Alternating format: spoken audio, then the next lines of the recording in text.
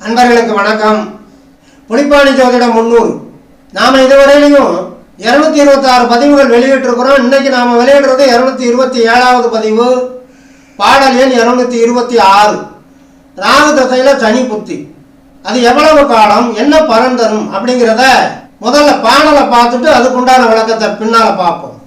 தானென்ற ராகு திசை சனியின் புத்தி, தன்மையில்லா மாதம் 34, நானென்ற நாளதுவும் ஆறதாகும், நலமில்லா பிறமை கொண்டு நாடு சுற்றும், கோணென்ற பிதிர்பீடை உண்டு பாரு, கொடியிடையால் நோவாகும் குழந்தை சாவாம், தேனென்ற தேவதையின் இடைஞ்சல் உண்டாம், தெண்டமுடன் சத்துருவும் திரவியம் சேரும் அப்படின்னு முடிச்சிருக்கிறாங்க அந்த பாட்டை. இப்போ அந்த முதலடியை பார்த்தோம்னா, தானென்ற ராகு திசை சனியின் புத்தி, ராகு திசையில சனி புத்தி நடக்கிற காலம், தன்மையில்லா மாதம் 32, 2 வருஷம் 8 மாதம், நானென்ற நாளதுவும் ஆறதாகும், அப்போ நாள் 6, அப்போ 2 வருஷம் 8 மாதம் 6 நாள் ராகு தசையில சனி புத்தி. என்ன பலன் தரும்? நலமில்லா பிறமை கொண்டு நாடு சுற்றும்ங்கிறார், பராரி அலைவாங்கிறார். பிறமை கொண்டுன்னா சித்தப்பிரமை, புத்தி சுவாதீனம் கெடுறது, மென்டல் டிஸார்டர், கவலைகளை உண்டாக்கும்னு அர்த்தம். நாடு சுற்றும், பராரி அலைவாங்க. அடுத்து 3வது அடிக்கு வாரார் பாருங்க. கோணென்ற பிதிர்பீடை, சனியனுடைய தசை நடக்கிற போது பாரு, சனியனுடைய புத்தி நடக்கிற போது பாரு, தகப்பனுக்கு பாதிப்பு வர்றதை கவனமாக கண்டு அதற்குண்டான பரிகாரத்தை செஞ்சு தகப்பனுடைய ஆசீர்வாதத்தை வாங்கு அப்படிங்கிறத இங்கே புலிப்பாணி சித்தர் பதிய வைக்கிறார். கோணென்ற பிதிருங்கிறார். கோன் யாரு? அரசன் யாரு?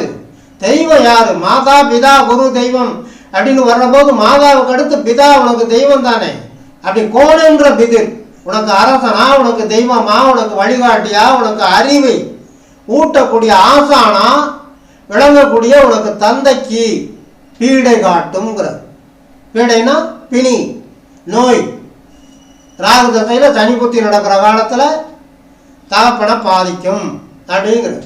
கொடியிடையால் நோவாகும், கொடியிடையாளுங்கிற போது உன்னுடைய மனைவி, எந்த ஒரு ஜாதகனுக்கு ராகு தசையில் சனி புத்தி நடக்குதோ அந்த ஜாதகனுடைய மனைவிக்கு அந்த காலத்தில் நோவாகும், நோய் வர வாய்ப்பு உண்டு.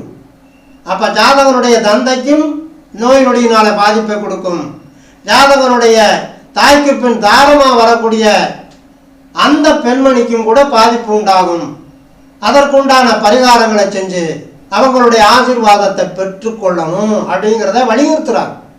குழந்தை சாவாம்ங்கிற போது குழந்தைக்கும் கூட மரண அவஸ்தை ஏற்படும். இது தவிர இறுதி அடியில் முடிக்கிற போது தேனென்ற தேவதையின் இடைஞ்சல் உண்டாங்கிறார். தெய்வ இடைஞ்சல் ஏற்படும். காக்க வேண்டிய தெய்வமே தாக்கக்கூடிய தெய்வமா மாறக்கூடிய வாய்ப்புகள் கூட அந்த ராகு தசையில சனி புத்தி வரும். தெண்டமுடன் சத்துருவும் திரவியமும் சேருங்கிறார். தெண்டத்தை உண்டாக்குற சத்துரு உருவாவான், கூடவே இருக்கிறவன் கூட குழி பறிக்கிற விரோதியா மாறுவான். ஆனால் அதே நேரத்தில் திரவியம் சேருங்கிறார். ராகுவும் சனியும் நெருங்கிய நட்பு. அதனால ராகு தசையில சனி புத்தி காலத்தில் அந்த ஜாதகனுக்கு திரவியங்கள் அப்படின்னு சொன்னால் சொத்து சுகம், ஆடை ஆபரணங்கள் சேர வாய்ப்பு உண்டு.